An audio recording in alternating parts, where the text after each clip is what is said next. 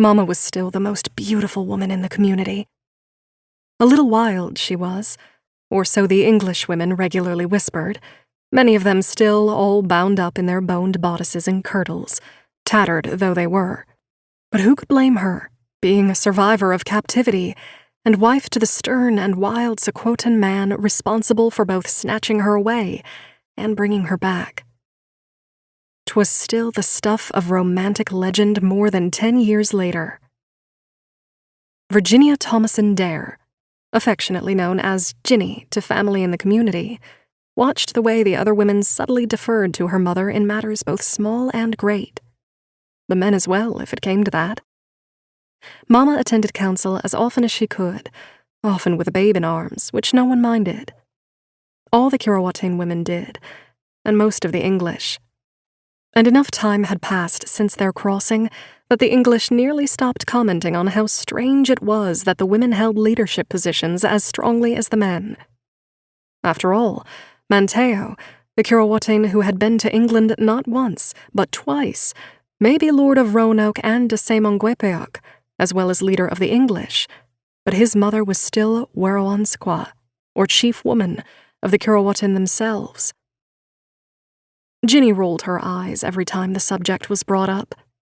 It made her feel both restless and irritable inside whenever they talked of the old country and its ways.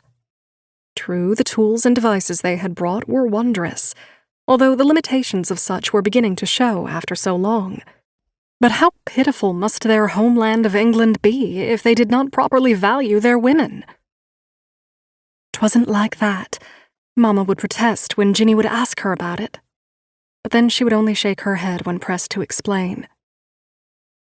At the moment, the discussions centered upon the question of whether to return to Kurawoten Island. Some had gone back a few seasons past. Others felt the mainland offered more in the way of good living. Several swung between that and the protection the island offered from their enemies. Ginny found it all just dreadfully dull. She caught the eye of Henry Harvey, seated halfway around the council circle. Though the bulk of his bark-brown hair was caught back in a tail, he sported a thin roach standing upright from forehead over the top of his head, mimicking the Kurawoten men. And none could gainsay him, since Georgie Howe, English himself but married to Manteo's oldest daughter, had taken to dressing his own hair in that fashion years ago. The spiky crest of hair bobbed when Henry's gaze snagged hers, and his eyes widened. Then he winked. Ginny sniffed and turned her attention back to the conversation.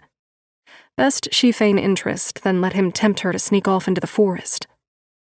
Henry was once one of her best playmates, but he'd gotten passing strange since her body had crossed the threshold of womanhood.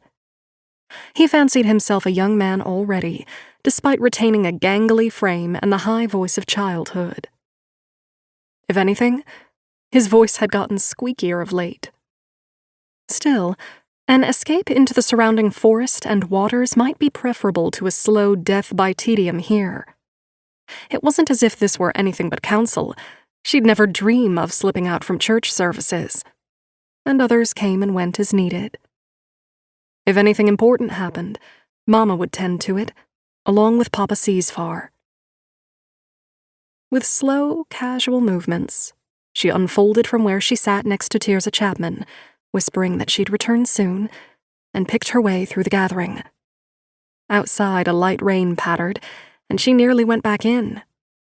The town lay mostly deserted, however, a few chickens scratching in the dirt, heedless of the drops falling on them, and hogs grunting contentedly in their pen under the trees.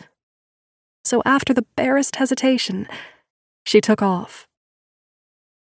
She waved to the guards at the gate. Where should she go, river or inland? She angled toward one, then the other, reveling in the wind against her skin, the strength of her slender legs as she ran faster.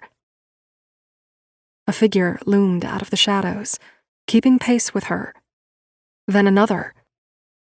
Henry had followed, and Redbud, one of the Kurawoten lads. A laugh burst from her lungs, but then she had to give all breath to the race. She would not be bested by these two, neither of whom had gone through Huskanaw yet.